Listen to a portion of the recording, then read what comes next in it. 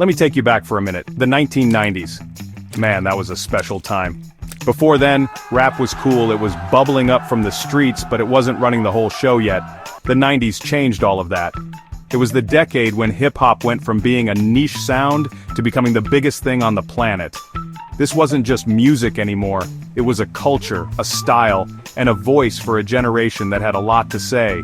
The world started listening, really listening, and they couldn't get enough of what we were putting down.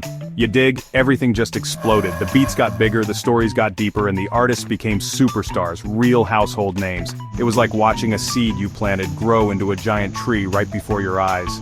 We were telling stories about our lives, about the struggle and the party, the good times and the bad. This was the decade that proved rap wasn't just a trend. It was here to stay, and it was going to take over the whole music game.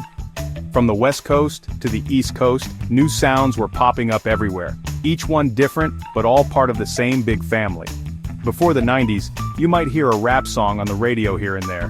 But during this decade, our music was the radio. It was on MTV, it was in the movies, it was everywhere you looked. The artists from this time weren't just musicians, they were poets, businessmen, and leaders. They built empires from the ground up, all with a mic and a turntable. We showed the world that you could come from nothing and build something legendary. This was the era that laid the foundation for everything you hear in hip-hop today, no doubt about it. Think about it like this. The 80s built the house, but the 90s threw the party that never ended. It was the decade of creativity, where everyone was trying to one-up each other in the best way possible. The competition made the music better, sharper, and more innovative. We weren't just making songs, we were creating anthems that people still bump to this day, from my whip to yours. This was the golden age, the time when rap music truly found its crown and sat on the throne. And believe me, it was a beautiful thing to see. Now let's talk about a moment that changed the whole game. When my big homie Dr. Dre dropped in '92, it was like an earthquake hit the music industry. Nothing sounded like it before. Dre came with this new sound, this G-funk vibe that was smooth but hard at the same time. It was funky with those deep bass lines and soulful samples, but it still had that street edge. He took the funk of Parliament Funkadelic and mixed it with the reality of the California streets. People had never heard anything so polished, so cinematic. It was a whole new flavor for your ear, and that's where your nephew Snoop came in. When I got on that mic, I brought a whole different style to the track. My flow was laid back, smooth like a Cadillac cruising down the boulevard on a Sunday. It wasn't about yelling or being aggressive all the time, it was about riding the beat, telling a story and making it sound effortless. That combination of Dre's revolutionary production and my unique vocal delivery was magic. Showed the world that West Coast rap had its own powerful identity, and it set the stage for my own album to take that sound even further. This record wasn't just about the sound though, it was about the lifestyle.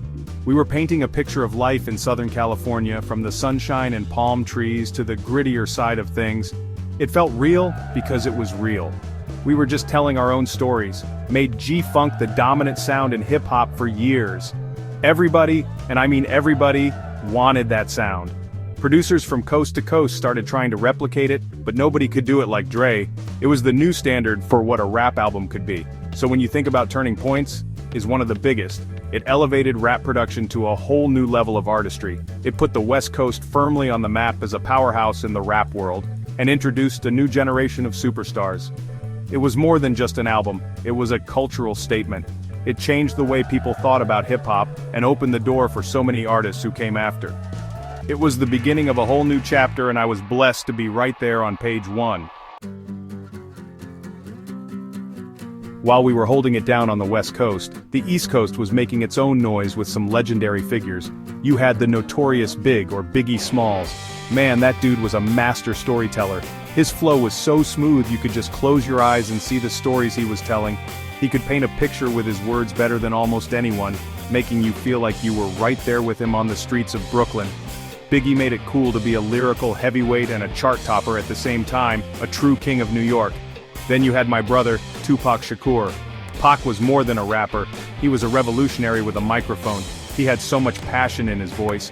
One minute he could be talking about the struggles of the ghetto on a track like Brenda's Got a Baby, and the next he'd have the whole world dancing with California Love. He was a poet, an actor, and an activist. His music was complex because he was complex. He showed the world the heart and soul behind the headlines, and his influence is still felt everywhere today. He was a true warrior, and you can't talk 90s without talking about the Wu-Tang Clan. Straight out of Staten Island, they came into the game like a force of nature. It wasn't just one or two rappers, it was a whole army of lyrical ninjas, each with their own unique style. RZA, GZA, Method Man, Old Dirty Bastard, the whole crew was raw and unfiltered.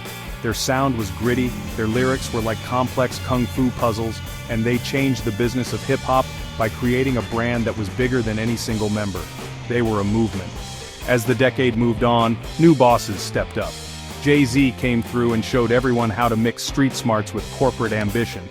He wasn't just a rapper, he was a hustler with a vision, building his own Rockefeller empire and dropping classic albums full of clever wordplay and boss mentality. And then, at the very end of the decade, my homie Dr. Dre introduced the world to Eminem. M came with a crazy technical flow and a story nobody had ever heard before. He pushed the boundaries of rhyme and proved that skill, not your background, is what matters in this game.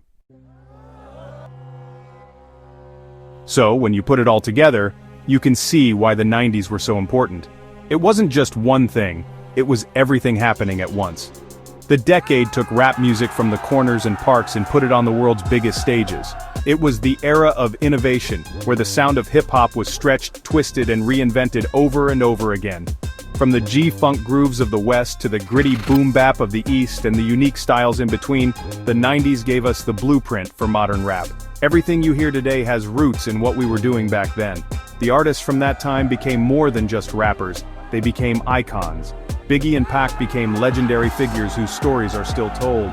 The Wu-Tang Clan showed artists how to build a brand and a dynasty. Jay-Z wrote the manual on how to be a CEO in this business, and Eminem proved that hip-hop was a true art form that anyone with talent and heart could master. Each one of them added a crucial ingredient to the pot, making the whole meal that much richer and more flavorful for everyone to enjoy.